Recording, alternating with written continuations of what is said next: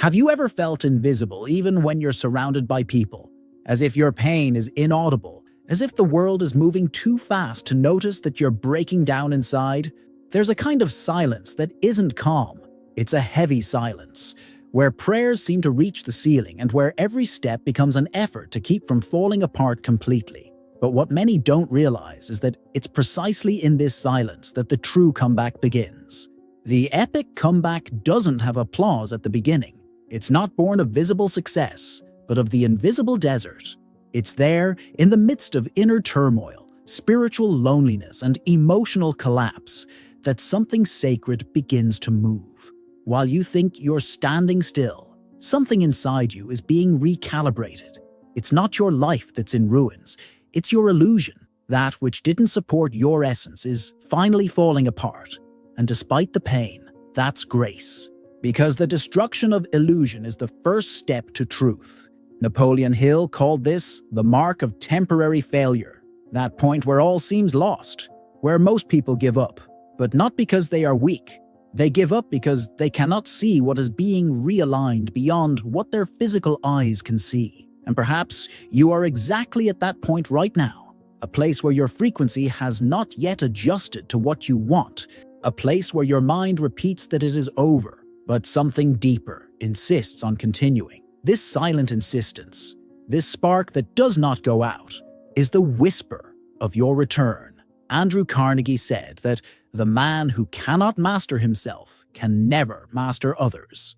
And this is not about controlling emotions with brute force. It is about realizing that mastery does not begin outside. It begins within, when you learn to breathe in the midst of pain, when you stop fighting the present moment and begin to listen to it. Reconstruction does not happen with force. It begins with surrender. And this surrender is the transition point between the end and rebirth. The silence you feel now may seem like a lack of response, but in the language of the universe, this silence is preparation. It's like the earth that seems dead before it blooms. Nothing grows in the noise of haste. Everything blooms in the soil of presence. And that's exactly where God begins to move. If you're here, if this video found you, maybe it's because your return has already begun, even if it still feels like night. And if any part of you felt this, write in the comments. My return began in silence. It's an affirmation. It's a vibrational pact with what you're about to become. From now on, we'll walk this journey together, not to fix you, but to reveal what has always been there, waiting for the right moment to emerge. Your return won't be an external spectacle. It will be a deep internal reconciliation. And this reconciliation begins now. The silent anxiety of those who feel they're falling behind. There's a kind of rush that doesn't scream. It disguises itself as productivity, as goals, as constant movement. But inside, it carries an emptiness, an anguish disguised as ambition. It's that bitter feeling that, despite all your efforts, life isn't keeping up with you. As if you've missed the last train, while everyone around you seems to have already gotten there. And that there could be anything: a career, a relationship, emotional stability. The feeling is the same. I'm falling behind. But what almost no one talks about is that this feeling doesn't come from reality. It's born from an internal disconnection. Because when the soul is out of alignment, everything else seems out of rhythm. You look at your life and feel like you're behind. But behind in relation to what? To an invisible clock, to a silent comparison with others, to an unhealed expectation that you've always carried. This anxiety isn't laziness. It's not a lack of will. It's tiredness from trying to fit into a time that isn't yours. And the more you run, the more distant you feel from yourself. The urgency to prove something to the world actually hides a much deeper urgency, that of reconnecting. Because when you are aligned with who you really are, time stops being an enemy. It becomes a field to be inhabited, not a goal to be achieved. Reconstruction does not begin with achievements. It begins with a reunion. And this reunion only happens when you silence the voice that tells you that you are late. Your soul is not in a hurry. It is thirsty for presence. And it is this presence that begins the return. A return that is not to the starting point, nor to what others expect. It is a return to the center, to reality, to the now. Have you ever felt invisible even when you're surrounded by people? As if your pain is inaudible, as if the world is moving too fast to notice that you're breaking down inside. There's a kind of silence that isn't calm. It's a heavy silence where prayers seem to reach the ceiling and where every step becomes an effort to keep from falling apart completely. But what many don't realize is that it's precisely in this silence that the true comeback begins. The epic comeback doesn't have applause at the beginning. It's not born of visible success, but of the invisible desert. It's there, in the midst of inner turmoil, spiritual loneliness, and emotional collapse, that something sacred begins to move. While you think you're standing still, something inside you is being recalibrated. It's not your life that's in ruins. It's your illusion. That which didn't support your essence is finally falling apart, and despite the pain, that's grace, because the destruction of illusion is the first step to truth. Napoleon Hill called this the mark of temporary failure, that point where all seems lost, where most people give up. But not because they are weak, they give up because they cannot see what is being realigned beyond what their physical eyes can see. And perhaps you are exactly at that point right now, a place where your frequency has not yet adjusted to what you want, a place where your mind repeats that it is over, but something deeper insists on continuing. This silent insistence, this spark that does not go out, is the whisper of your return. Andrew Carnegie said that the man who cannot master himself can never master others. And this is not about controlling emotions with brute force. It is about realizing that mastery does not begin outside. It begins within. When you learn to breathe in the midst of pain, when you stop fighting the present moment and begin to listen to it, reconstruction does not happen with force. It begins with surrender. And this surrender is the transition point between the end and rebirth. The silence you feel now may seem like a lack of response, but in the language of the universe, this silence is preparation. It's like the earth that seems dead before it blooms. Nothing grows in the noise of haste. Everything blooms in the soil of a presence. And that's exactly where God begins to move. If you're here, if this video found you, maybe it's because your return has already begun, even if it still feels like night. And if any part of you felt this, write in the comments. My return began in silence. It's an affirmation. It's a vibrational pact with what you're about to become. From now on, we'll walk this journey together, not to fix you, but to reveal what has always been there, waiting for the right moment to emerge. Your return won't be an external spectacle. It will be a deep, internal reconciliation. And this reconciliation begins now. The silent anxiety of those who feel they're falling behind. There's a kind of rush that doesn't scream. It disguises itself as productivity, as goals, as constant movement. But inside, it carries an emptiness, an anguish disguised as ambition. It's that bitter feeling that, despite all your efforts, life isn't keeping up with you. As if you've missed the last train, while everyone around you seems to have already gotten there. And that there could be anything: a career, a relationship, emotional stability. The feeling is the same. I'm falling behind. But what almost no one talks about is that this feeling doesn't come from reality. It's born from an internal disconnection. Because when the soul is out of alignment, everything else seems out of rhythm. You look at your life and feel like you're behind. But behind in relation to what? To an invisible clock? To a silent comparison with others? To an unhealed expectation that you've always carried. This anxiety isn't laziness. It's not a lack of will. It's tiredness from trying to fit into a time that isn't yours. And the more you run, the more distant you feel from yourself. The urgency to prove something to the world actually hides a much deeper urgency, that of reconnecting. Because when you are aligned with who you really are, time stops being an enemy. It becomes a field to be inhabited, not a goal to be achieved. Reconstruction does not begin with achievements. It begins with a reunion. And this reunion only happens when you silence the voice that tells you that you are late. Your soul is not in a hurry. It is thirsty for presence. And it is this presence that begins the return, a return that is not to the starting point, nor to what others expect. It is a return to the center, to reality, to the now. This anxiety you feel, maybe it's not a sign of failure. Maybe it's the silent call to come back to yourself, to abandon the rush that took you away from your own frequency. Because when your energy reconnects, time starts to make sense again. And what seemed like a delay turns out to be preparation. Everything that is true has its own time to blossom, and yours starts here. Why your frequency doesn't match what you say you want. Have you ever noticed how sometimes words say one thing, but your body says another? You say you want to prosper, that you desire love, that you seek healing, but deep inside, there's a subtle, almost imperceptible vibration that is completely at odds with those desires. It's like trying to listen to a radio station on the wrong frequency. The sound comes out distorted, confusing, impossible to understand. Life works the same way. The universe doesn't respond to what you say. It responds to what you vibrate. And here's a truth that hurts, but frees. It's not that you don't deserve what you want.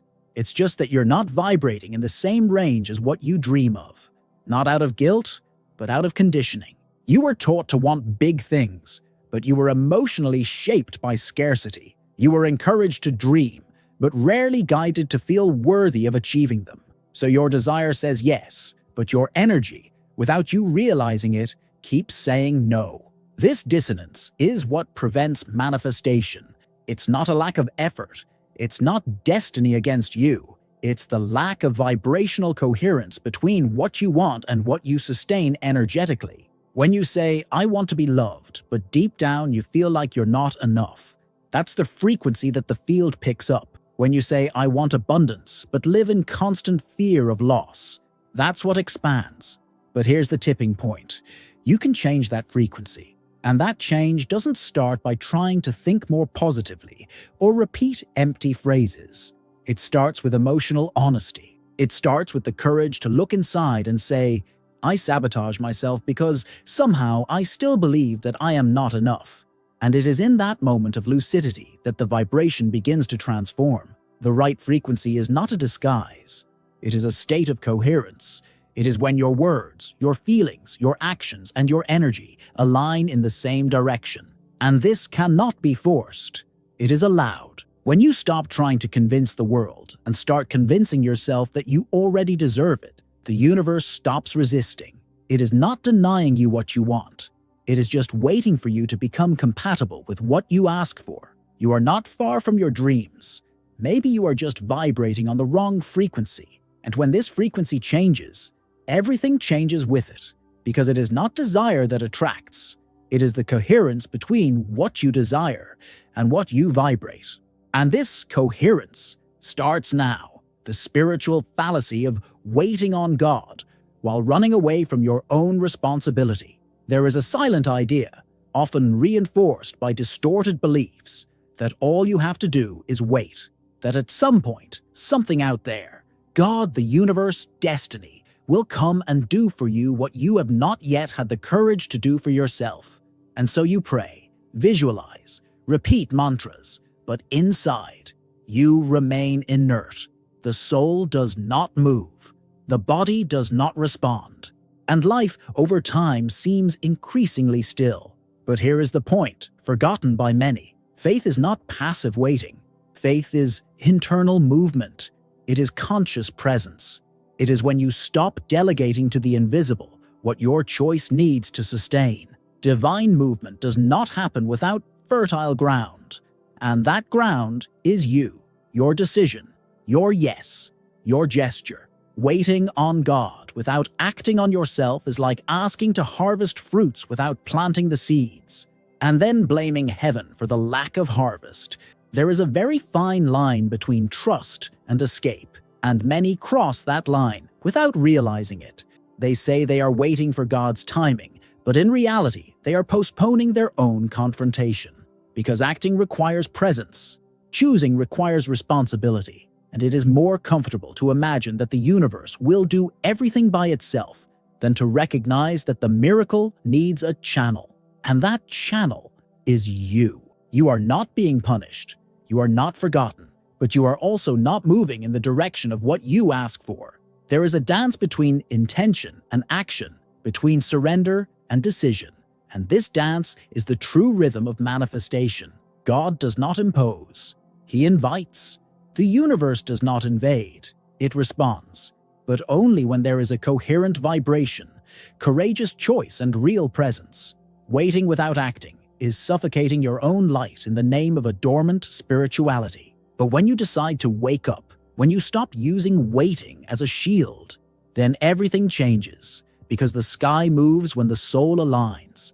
And this action, this first step, even if imperfect, is already sacred, because God is not waiting for your perfection. He is waiting for your presence, your truth, your willingness to participate in your own healing. You did not come into the world to just watch. You came to co-create.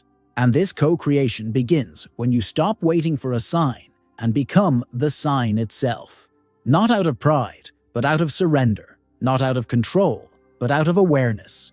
Because faith, in the end, is not the absence of action. It is absolute presence. And this presence is what frees the movement. The invisible error of those who associate pain with failure, and not with evolution. There is a silent narrative that we were taught from an early age. If it hurts, something went wrong. If there is suffering, then there was failure. And so we grow up trying to avoid pain at all costs. But the spiritual paradox is that pain is often not the end, it is the beginning. It is not a punishment, it is an invitation, because it is precisely in pain that the ego begins to unravel. It is in pain that masks fall, illusions are shattered, and forgotten truths return to the surface. Pain is not the opposite of growth, it is its catalyst. No butterfly is born without destroying its cocoon. No new cycle opens without something old being broken. But we have been conditioned to see every rupture as a failure, as if collapse were a sign of defeat. And we fail to realize that, in spiritual language, collapse is the beginning of reconstruction. It is in the darkness that the eyes of the soul learn to see. It is in the silence of the fall that consciousness awakens. And when we stop resisting pain, we begin to listen to it, because every pain carries a message. Every pain holds a code. And this code, if deciphered with courage and presence, reveals the next version of who we are becoming. It is not easy to accept this when we are in the midst of chaos, when everything seems to be falling apart, when certainties disappear and the ground disappears. But that is exactly when something begins to be born. Not something that comes from outside, but something that has always been inside, waiting for the rupture to emerge. Failure is not the end. It is just a transition, a point of recalibration, a silent call to redirect energy, review the route, and find the center again. Pain is not the enemy of manifestation. It is part of the alignment process. Because to receive something new, it is necessary to let die what no longer supports the truth. You are not failing because you feel pain. You are awakening. You are going through the cocoon. And as dark as it may seem, this process carries light, because only those who face pain with presence emerge with wisdom. And this wisdom is the basis of your return. Why the miracle only manifests after the collapse of control. There is a part of us that believes that everything can be solved with planning, that if we control every detail, if we foresee every step, if we give it our all with perfection, then nothing will go wrong. But there comes a moment, inevitable, silent, profound, when control collapses, not out of weakness, but out of necessity, because what is to come cannot be accessed through strategies, only through surrender. It is in this collapse that the miracle finds space, not because God demands suffering, but because the energy of control closes doors. It hardens, it tries to command the invisible, and the invisible does not bend to force. It responds to openness. The ego, which always wanted to steer, loses the rudder, and at the exact moment it lets go, the spirit begins to steer. It is not a pretty moment. Often it is the opposite. It is when certainties crumble, when plans fail, when you do everything right and still nothing seems to work. And then you fall to your knees, not in despair, but in exhaustion. And without realizing it, this gesture that seems like weakness is a prayer, one of the purest, one of the most heard. The miracle does not happen where there is rigidity. It manifests itself where there is surrender, not passive surrender, but lively surrender. The kind that says, I did what I could. Now I accept being guided.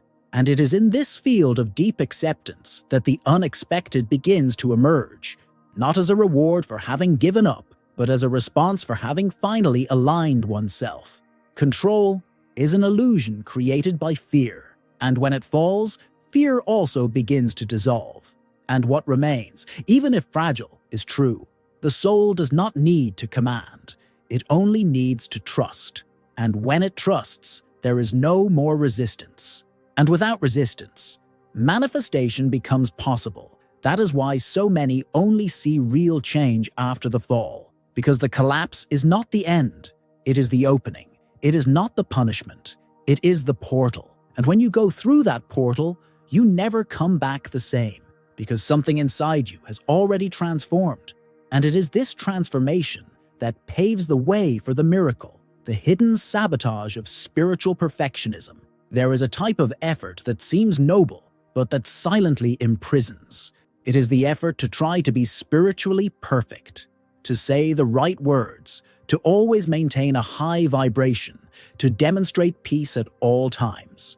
A search that, at first glance, seems aligned with awakening, but that in truth masks a deep disconnection from one's own essence.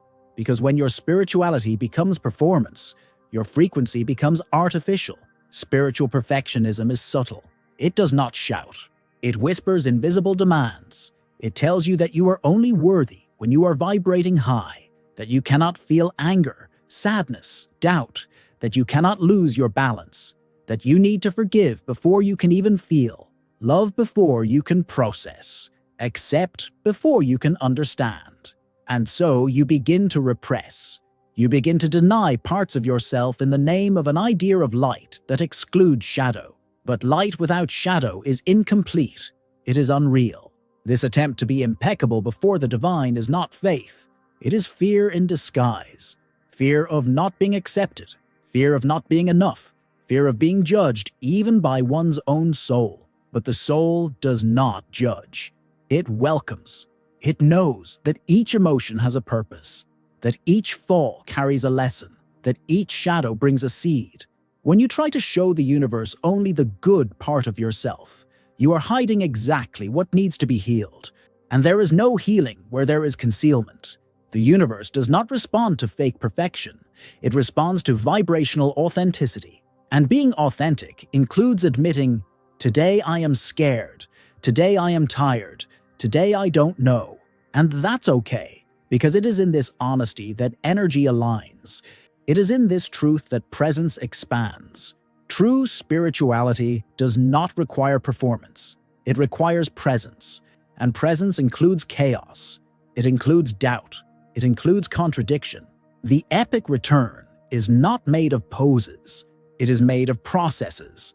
And each time you stop pretending to be light and allow yourself to feel, a piece of your energy field returns home. And that's how the frequency truly rises. Not with effort, but with surrender. Not with perfection, but with truth. And it's this truth that sustains real alignment, the forgettable power of now, and the price you pay for living in the after. There's an almost invisible tendency that pulls us away from the present moment. A silent impulse that says, only when this happens will I be happy. And so the now becomes just a bridge, a gap between what was and what hasn't yet come. You start living for the after, for the when, for the maybe. And in the meantime, real life, the one that pulses here now, slips through your fingers. The now is not a simple instant. It's the only place where frequency can align, the only space where healing can happen, the only time where God manifests. But the ego doesn't live in the now. It lives in the past that accuses and the future that scares. It traps you in stories that no longer exist and in expectations that haven't yet been born. And the more you disconnect from the present, the more your energy fragments. there is a huge spiritual cost in living in the afterlife. Because when your attention is always projected onto something that has not yet arrived, you begin to vibrate absence. And the field does not understand your words. It understands your vibration. You say you want peace, but you vibrate restlessness. You say you want abundance, but you live waiting for an ideal moment to feel complete. And so what you want always seems distant. But the truth is that nothing changes in the future if your frequency does not change in the now. Manifestation begins in the present, and the present requires presence. It requires conscious breathing. It requires embracing what is, not what could be, not what was, but what is here, even if imperfect, even if confusing, even if painful. Reconstruction is not done with projected expectations. It is done with decisions sustained in the present moment, because it is here, in this exact moment, that vibration is shaped, that energy is recalibrated, that return begins to materialize. And every time you choose to return to the present, you reconnect with the only force capable of transforming everything, your awakened presence. Living in the present does not mean forgetting your dreams. It means giving them a real energetic basis. It means ceasing to exist only in the mind and beginning to inhabit the body, the heart, the moment. Because it is in the present that life whispers its clearest signs, and it is only when you listen that the path begins to open. How dopamine traps you in the illusion of progress. There is a subtle euphoria that makes us feel like we are moving forward, even when, in essence, we are still standing still. It is that brief feeling of achievement when we cross off a task, when we receive a like, when we consume new information. Dopamine is the neurotransmitter that fuels this cycle. It provides an instant dose of pleasure, of stimulation, of movement. But the problem is not with dopamine, it is with the addiction to it. Because when dopamine becomes a compass, silence becomes unbearable. And without silence, there is no reconstruction. This incessant search for small gratifications creates an illusion of progress. You feel like you are moving forward, but in reality, you are going around in emotional circles, jumping from one stimulus to another, from one video to another, from one technique to another, always on the move, always in a hurry. But inside, everything remains in the same place. Because true progress does not come from the quantity of movement, but from the quality of presence. The vibrational field does not respond to momentary excitement. It responds to sustained energetic coherence. And this is not achieved with peaks of euphoria. It is achieved with emotional depth, with clear intention, with choices made in silence, not compulsion. Excess dopamine fragments your energy. It robs you of your ability to dive in, to stay, to process. And true manifestation requires exactly the opposite: depth and stability. It is easy to get lost in this cycle because it seems productive. It gives you a sense of relevance, of participation, of engagement. But deep down, you feel like you are just distracting yourself, avoiding, running away from something deeper that insists on calling your attention. Because in silence, pent-up emotions come out, and it is not always comfortable to encounter them. But it is precisely this discomfort that leads to true alignment. When you choose to slow down, resist the urge to seek more stimulation, and simply sit with what is within you, something reorganizes. The frequency aligns again, the energy returns to center, and progress ceases to be an illusion and becomes presence. You don't need more stimuli. You need more connection. You don't need to speed up. You need to sustain. And this cannot be achieved by rushing. It can be achieved with awareness. Because manifestation does not happen on the surface of excitement. It happens in the depth of vibration, and this depth can only be accessed when you learn to stop the hidden cycle of emotional repetition. There are patterns in life that repeat themselves so precisely that they seem like destiny. Situations that change scenery, change faces, change eras, but carry the same feeling, the same pain, the same ending. And you ask yourself, why does this keep happening? Why do I always go back to the same place, even though I want something different? The answer lies in the emotion that has not been healed, because time does not resolve what awareness does not touch. When an emotion is not felt to the end, it crystallizes. It stays there, latent, waiting for a new chance to be seen. And the universe, in its wisdom, does not punish. It mirrors. It brings new situations that resonate with this old emotion, not to punish you, but to remind you that there is still something inside you asking for healing. You are not stuck in the past. You are stuck in its emotional vibration. The scene has already passed, but the feeling remains. And as long as it remains unprocessed, it will continue to generate frequency. It will continue to attract similar circumstances, because the field does not listen to dates. It listens to energy. And that is why it is no use just wanting to change. It is no use just understanding rationally. You need to feel. You need to access the exact point where the emotion was frozen. Maybe a moment from childhood, maybe a forgotten disappointment, maybe an absence that you never knew how to name. The healing is in going back there, not to suffer again, but to embrace what could not be embraced at that time. Repetition is not a mistake. It is an opportunity. It only repeats itself because there is still something inside you that needs to be looked at with more presence, with more compassion. And when this presence arrives, the cycle begins to dissolve. Not with effort, but with awareness. Because repetition only needs to continue as long as the lesson is dormant. You are not condemned to repeat forever. You are being invited to awaken. And this awakening begins with a choice to stop running away from emotion and start listening to it. Because it does not want to dominate you. It wants to free you. And it is in this listening that the cycle ends. The metaphor of coal and diamond. Why pressure is an invitation, not a punishment. There is a silent force that acts on all of us. A force that squeezes, that demands, that pushes to the limit.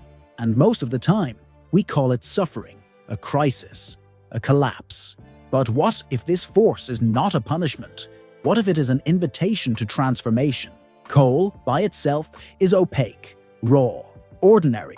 But under pressure, under time, under intense heat, it transforms. It becomes a diamond. This metaphor is not just poetic, it is spiritual. Because the process that transforms coal into diamond is the same that transforms pain into consciousness. It is the same force that, from the outside, seems destructive, but inside is polishing. The pressure you feel today may not be a sign that everything is wrong. Maybe it is exactly what needs to happen for your true form to begin to emerge. The ego interprets pressure as a threat. It wants immediate relief. But the soul understands that certain pressures are blessings in disguise. They are invitations to expand, to deepen, to break internal structures that no longer support who you are becoming. And as uncomfortable as it may be, this pressure reveals what, without it, would remain hidden. There is a part of you that only awakens when everything around you seems to collapse. There is a force that only activates when the protections fall. And it is there, exactly there at the moment when you think you are being crushed, that the transformation begins. Not with screams, but with presence, with surrender, with a type of faith that does not wait for proof, but sustains itself even in the dark. A diamond is not born by chance. It is born from an intense, invisible, and continuous process. And with you, it is the same. The pain you feel, the pressure that surrounds you, the chaos that seems to have no end. All of this could be silently building the most authentic and brilliant version of who you are. Not to show the world, but to live truthfully. The process is not easy, but it is sacred. And when you begin to realize that the pressure is polishing you, no longer punishing you, something changes. Your gaze changes, your vibration changes. And in this change, you begin to reflect light. The light that has always been there, just waiting for the right time to emerge. The mistake of waiting for strength before acting. There is a very common illusion that paralyzes the steps of the soul. It is the idea that one can only act when everything is right, when strength is present, when clarity is total, when there is no more fear. But the truth is that this long-awaited strength only arises in movement. It is not the strength that precedes the decision. It is the decision that invites strength to emerge. Waiting until you feel ready can actually be a disguised way of avoiding the discomfort of the unknown, because the path to reconstruction does not begin with certainty. It begins with presence. And presence does not require an absence of fear. It requires commitment to reality. You do not need to be sure. You need to be sincere. And this sincerity is the first step. Many people fail to move forward because they expect to feel something that will only be felt after the first move. Courage does not precede the gesture. It reveals itself in it. Alignment does not come before the journey. It is built step by step. The strength you seek is dormant within you, and what awakens it is not time, it is choice. Waiting for absolute strength can be an echo of old traumas, of moments when acting meant pain, of experiences where exposing yourself brought loss. But now it is different because you are no longer who you were. And even if fear still screams, there is something in you that has already awakened, something that recognizes fragility is not the opposition to strength. It is the soil from which it sprouts. You can act even when you are trembling. You can start even if you are insecure. You can move forward even without guarantees. Because it is not the perfection of the condition that frees you to move. It is the authenticity of the decision. When you choose, even in silence, even in tears, the universe responds. Because it does not demand total strength. It only waits for the vibration of the yes. And this yes, even if whispered, even if interrupted by doubts, already carries all the power of the return. Because it is not the size of your strength that determines the path. It is the depth of your surrender. And in this surrender, the strength arrives. How to reprogram your vibrational signature with daily micro-decisions. The transformation you seek is not a matter of grand milestones. It does not depend on an extraordinary event, a sudden miracle, or a radical change. It is built in the invisible, in the details, in the almost imperceptible gesture that you repeat every day. The vibrational signature of your life is not determined by a single moment. It is formed by the silent choices you make when no one is looking. Every time you choose to listen to your intuition instead of rushing. Every time you take a deep breath before reacting. Every time you offer presence instead of distraction. Every time you interrupt a self-deprecating thought and replace it with a more compassionate look. Each of these micro-decisions shapes your frequency. They gradually rewrite the invisible field around you. Many times you think you are not changing because you are waiting for great achievements as proof. But the universe does not measure transformation by the quantity of achievements. It responds to vibrational coherence. And this coherence is built moment by moment. Choose the choice. It does not matter if the change seems small. The field feels it. And when your vibration begins to change, your reality begins to reorganize itself. You don't have to wait for a new week, a new month, or a new cycle. The starting point is now. In the next thought, in the next food choice, in the next look you take at yourself in the mirror. Because each decision carries with it a code, a sound, an energy. And this energy adds up, grows, until it becomes a new vibrational signature. Manifestation happens when this signature becomes compatible with what you desire. Not with what you desire only with words, but with your body, with your emotions, with your intention. And this alignment is a continuous construction, not linear, not perfect, but profound. Life does not respond to how much you want something. It responds to how willing you are to be someone compatible with that something. And this compatibility is not achieved with haste or pressure. It is born with presence, with silent consistency, with micro-decisions made with awareness. Because it is in this invisible field that everything begins to transform. The paradox of intention, why less desire can attract more fulfillment. There comes a time when desire becomes excessive, when wanting becomes a burden, when the search turns into anxiety. And in that anxiety, something breaks. Because when desire is too intense, it begins to vibrate absence. It does not affirm what is wanted.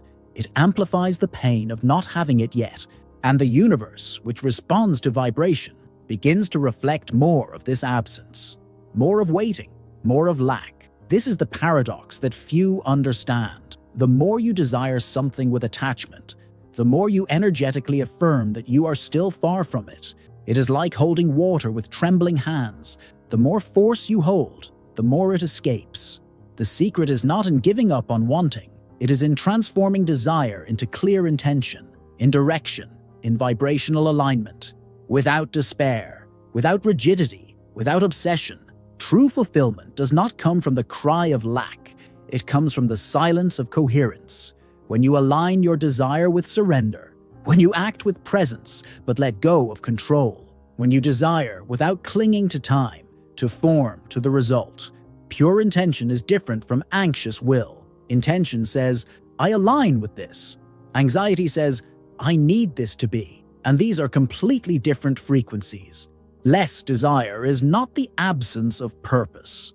It is spiritual maturity. It is the awareness that nothing external is responsible for completing what is already whole. When you become whole, what comes is addition, not solution.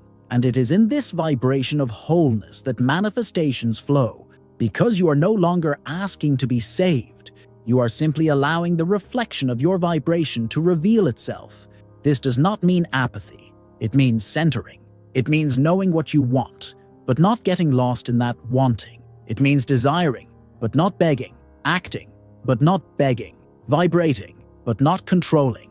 And this difference is subtle, but it transforms everything. Because when you desire less with your mind, you allow more with your soul. And the field feels this: less desire, more intention, less urgency, more coherence. It is in this space of serene openness that the universe begins to respond with clarity. The trap of living to shut other people up. There is an impulse that often hides behind ambition, a subtle desire to prove something, to show value, to be seen, and more than that, to silence external voices that once told you that you couldn't do it, that you weren't enough, that you would never be capable. This desire to prove ends up disguising itself as a goal, as an achievement, as strength. But deep down, it is a wound disguised as a mission. When you live to shut others up, your energy is being guided by the past, by pain, by a wounded ego. And even if you achieve what you want, the emptiness will still be there, because the frequency that sustains manifestation is still anger. It is still revenge. It is still the attempt to receive, from the outside, the recognition that was missing within. And life, even when it offers results, cannot fill an emotional hole with external achievements. This type of motivation may work for a while, but it exacts a high price, because at the same time that it moves you, it drains you. It keeps you trapped in a vibrational field of tension, comparison, and war. And in this field, there is no peace. There is no room to simply be. Everything becomes a struggle to prove that you deserve to exist. But you do not need to prove anything. Not to those who doubted you, not to those who belittled you, and, most importantly, not to yourself. Because your value is not conditioned by how much you achieve. It is in the frequency of being. When you abandon the mission of taking revenge through success, something opens up. The energy returns to the center, and manifestation ceases to be a defense mechanism and becomes a reflection of who you truly are. Living according to the gaze of others is disconnecting from your own essence. It is shaping your journey by scars and not by intuition. But when you choose to walk with pure intention, not to prove, but to express, everything transforms. Because your energy ceases to be resistance and becomes expansion. And in this new space you realize, the true return is not the one that silences others. It is the one that finally silences the pain, because the only mouth you need to silence is that of internal judgment. And when it is silent, the whole world reorganizes itself around your new vibration. The difference between authentic faith and illusory projection. There is a subtle but profoundly transformative point between having faith and projecting expectations. True faith is silence. It is trust without noise. It is walking even without seeing. Projection, however much it disguises itself as faith, is a request with a manual, a desire full of conditions, demands, and schedules. Faith sustains. Projection controls. And control, however much it promises security, is what distances you the most from real manifestation. Authentic faith does not need guarantees. It does not need to confirm all the time whether it is working. It does not demand immediate signs to continue believing. It feels. And because it feels, it trusts. Even without evidence, it remains. Projection, on the other hand, is always demanding. It is always waiting. It is always comparing. And because of this, it generates tension. It generates doubt. It generates vibrational misalignment. When you are in faith, your body relaxes. Your mind becomes silent. Your energy flows. There is no anxiety because there is no deadline. There is only direction, intention, presence.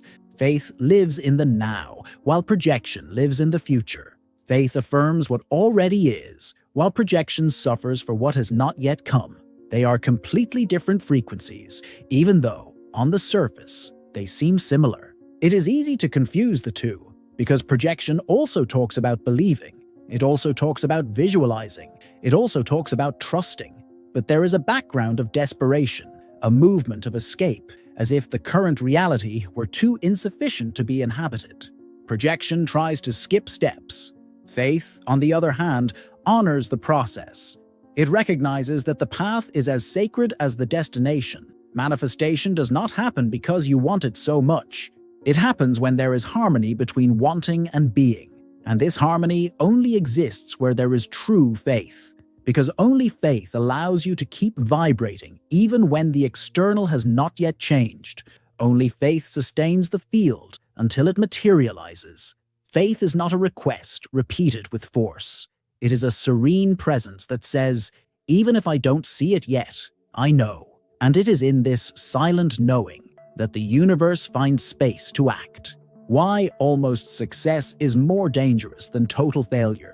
Sometimes what stops you from flying is not the fall. It is the low flight, the almost, that feeling of always being close, but never inside, of getting close enough to touch, but not close enough to live, of achieving something that looks good on the outside, but on the inside doesn't yet resonate with truth. And the most dangerous thing is that almost success convinces you. It makes you believe that this is it, that you should be content, that what came is what you get.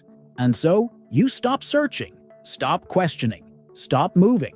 Failure, at least, shakes you up. It calls for change. It exposes discomfort clearly. It forces you to dive in. But the almost puts you to sleep. It's comfortable enough for you not to break, but uncomfortable enough for you to never feel complete.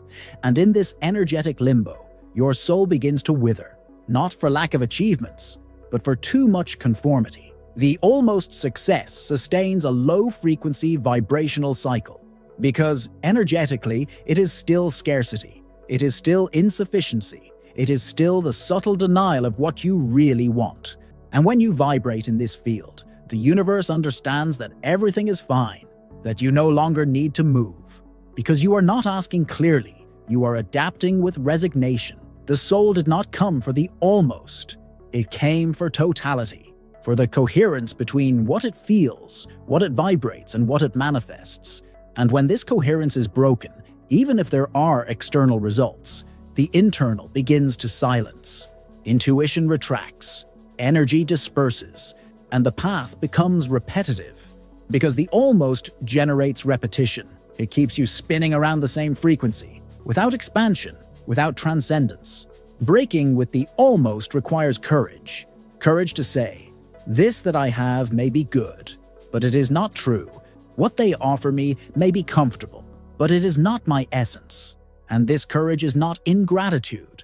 It is lucidity. It is spiritual presence. It is the refusal to live below your own vibration. Because true return does not happen when you accept anything. It happens when you remember who you really are. And who you are never came into the world to live in the almost. You came to experience the whole, with depth, with truth, with real alignment. The silent factor that sabotages your manifestation. Unhealed self-worth. There is something more decisive than technique, than method, than intention. It is the silent frequency of how much you believe you deserve. And the most subtle thing about all of this is that most of this belief is not conscious. It inhabits the body. It inhabits emotional memory. It inhabits what you absorbed when you still didn't know how to name what you felt. And if, at some point in your history, you learned that you were not enough, this information vibrates. Even if your mind says otherwise, you can desire everything sincerely. You can visualize, affirm, move. But if deep down there is a fragment that believes you do not deserve it, the energy goes into conflict. The field becomes confused. The manifestation is not sustainable because what is not recognized as possible internally finds no basis to remain externally. Self-worth is not about an inflated ego. It is about alignment. It is about knowing, in the deepest silence, that you are worthy, not because of what you do, but because of who you are. It is knowing that abundance is not a prize. It is an extension of your balanced vibration. That love is not a reward. It is a reflection of your internal openness. That healing is not a concession. It is a consequence of your real presence. And when this internal value is wounded, everything becomes an attempt, never an accomplishment. You even access, but you do not maintain. You even feel, but you do not trust. You even receive, but you sabotage, because something inside you is still operating at the frequency of insufficiency, and there is no miracle that can replace the silent work of reconnecting with your own wholeness.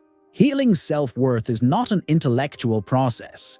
It is energetic. It is returning to those parts that have been ignored, rejected, hidden. It is giving voice to muffled emotions. It is allowing yourself to be with everything you are.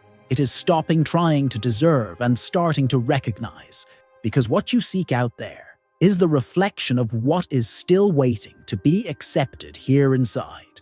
When this acceptance happens, even if little by little the vibration changes, and with it, everything changes, because the universe never denied your manifestation.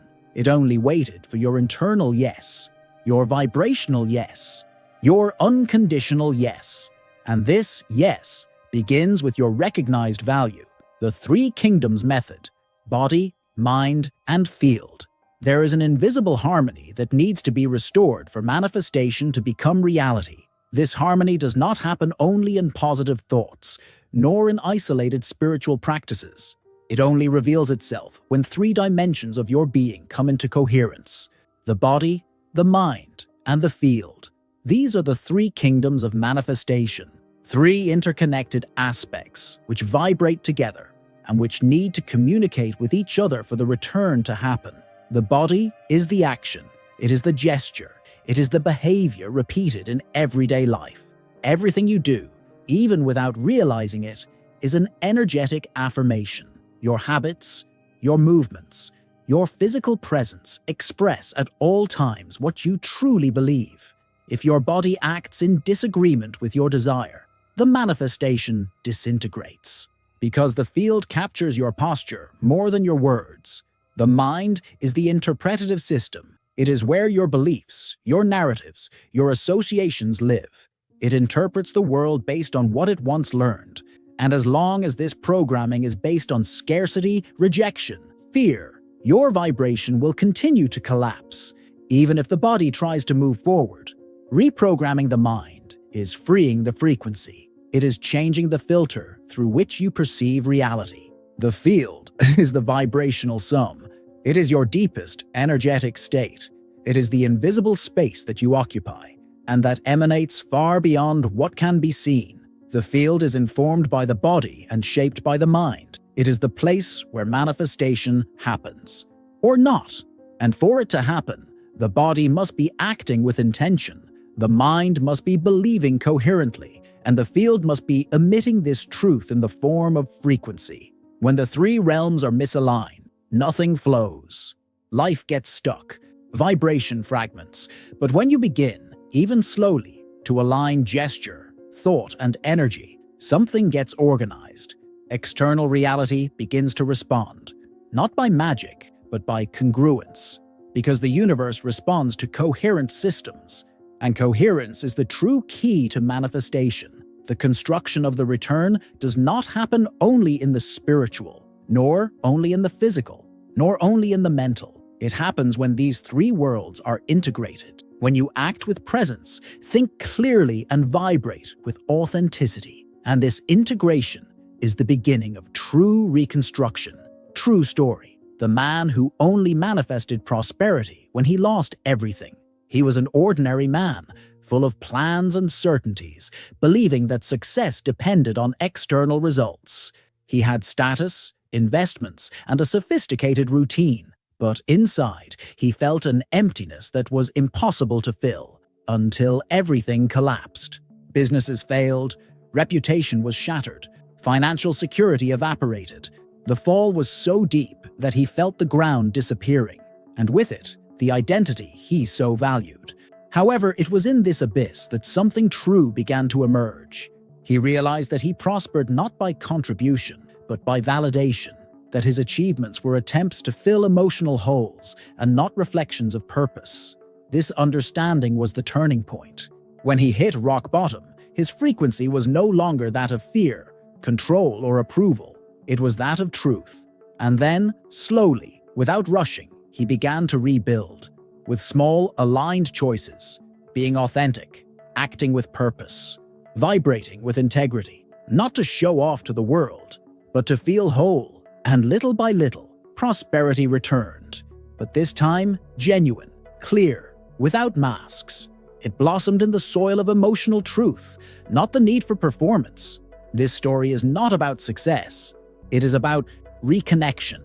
It is about the moment when everything needs to fall apart so that the most authentic frequency can finally emerge. Practical exercise. Vibrational realignment in 7 minutes a day. Find a quiet space. Close your eyes and direct your breath to the center of your chest. Imagine a soft light surrounding your heart. Inhale for a count of 4. Hold for 2. Exhale for 4. Repeat for 3 cycles, feeling your body calm down. Then, visualize for 1 minute what you want to manifest. Not as a goal, but as a consequence of who you are. Feel it not only in your thoughts, but in your body, in your heart. Finally, affirm silently, I am compatible with this path. Even if hesitantly, let the phrase resonate in your chest. Remain in silence for another 2 minutes. When you open your eyes, just observe. Take your time. Don't expect anything. This daily invitation, made with presence, rewrites your vibrational signature, and the manifestation, which seemed distant, begins to whisper through coherence. In the next few minutes, we are entering the final stretch. I still have the conclusion to close this video in a powerful way. We are about to close this cycle with the most sacred point of this journey. Let's go together until the end. The epic return begins with inner reconciliation. The manifestation journey is not and never has been about achieving something external. It is about becoming internally that which resonates with what you desire, because it is not what you want that transforms your life. It is what you are willing to be, vibrate and sustain in silence, action, and intention. It all begins with reconciliation, not with others, but with yourself. Napoleon Hill said, "Whatever the mind can conceive and believe, it can achieve. But it only comes true when what is conceived in the mind is supported by the emotion felt and sustained by coherent action. This triad, thought, emotion, attitude, is the true temple where manifestation flourishes." Jamil Albuquerque reminds us that spiritual intelligence begins where the limited self-image ends. And it is at this exact point where old stories fall apart, where traumas lose their hold, and where the past is finally rewritten with compassion, that the epic return finds its beginning. Because returning to oneself is not returning to the old. It is advancing towards the new with a presence that has never existed before. Manifestation, in the end, is not a miracle without a process. It is a miracle with roots.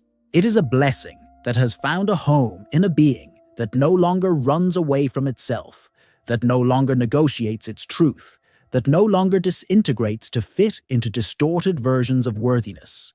God does not move when you do everything right. He moves when you stop running away from your light and your shadows. When you say yes with truth, when you stop trying to fit into external promises and begin to inhabit the now with reverence. The reconstruction that you seek does not begin in the world. It begins in the look that you offer yourself. And if, up until now, something in you has felt touched, welcomed, or seen, then the return has already begun, even if subtle, even if imperceptible, even if still shrouded in silence.